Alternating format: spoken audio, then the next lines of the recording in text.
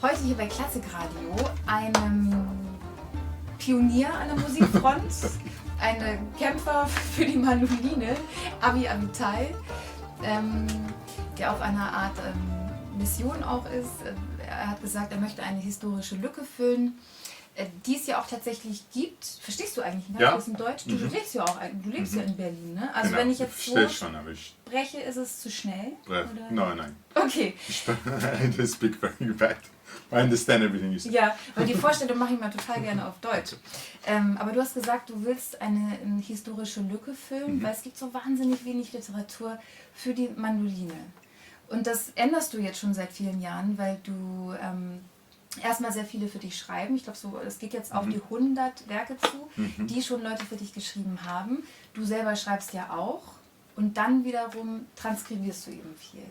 Exactly. And now we will switch to English, so we won't feel bad about your German, which is so hard to learn, by the way, so don't feel bad. So I thought, when I heard you yesterday, I thought when you walk on a stage, you can actually assume that it's for the greatest part of everyone the first time that they hear the mandolin live. And I felt the atmosphere was so different from a lot of other concerts I was listening to.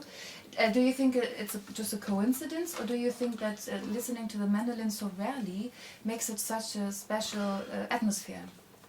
I'm not sure, but I think it's a combination of the two. I think that people, that come to a concert with a mandolin or to start with, I think want to come and listen to something they haven't heard before. So they're more adventurous listeners, they're more kind of open-minded maybe, or they want to experience something new. They're not the kind of people that want to go and hear what they know. Yeah. So to start with, this is a different audience, my favorite kind. Yeah. And so you have new experiences a lot because you could never, like other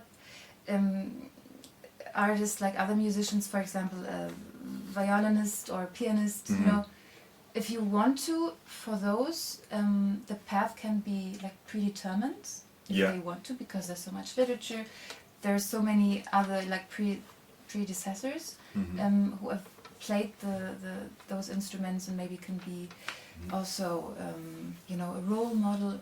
So you had to be some sort of trailblazer, but then again you are allowed, you can be a trailblazer. I think that's the most fun part that I had in my career, or in my way, in my journey, because it was an open field. I could do whatever I want. It's a lot of responsibility. Yeah. I feel this kind of responsibility, but it's also like I can do whatever I want practically. I just have to really engage to it and to feel and believe it's good and to be attached to it. Artistically, and then do it. And if I do a project with jazz musicians or with Balkanmusik because I like it, because I feel connection to it, then I do it. Yeah, but are there sometimes like moments when you say, now you always have to search for literature and you always have to work for it? Are there sometimes moments? No, there's like every time I hear Brahms in a concert, a piano or something, it's like, you're lucky. You are so lucky, pianist. You have such an amazing repertoire. Like, I wish I had this, masterpiece that I could just play. Like, I would love, but that's the Brahms didn't write for the man. Yes, but that's the question. I was also wondering, you do transcribe. You have done it very successfully with Bach, Johann Sebastian Bach.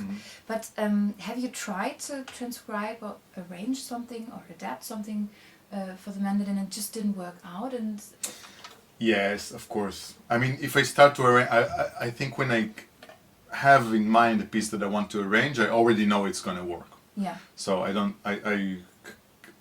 tend to have the ability to imagine how it will sound in a manner, and sometimes I check it a little bit, and fairly quickly I know, okay, this is good and this cannot work. And Brahms, for example, is tricky. Is there because the music is very much for the piano, very much for the violin. Bach and Vivaldi are more tolerant because it's the music that goes beyond the instrument, and the greatest example is the harpsichord versus piano. Yes. It works, both instruments. It's Bach, you hear it's Bach, it has the same impact.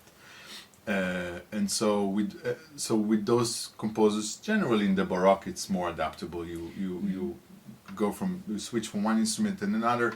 It's not about the physics of the instrument so much, although they're very well written for those instruments. And with romantic music, Brahms especially, it's like it's a valley music. It's the valley music. So it's a dream that just can come true for you.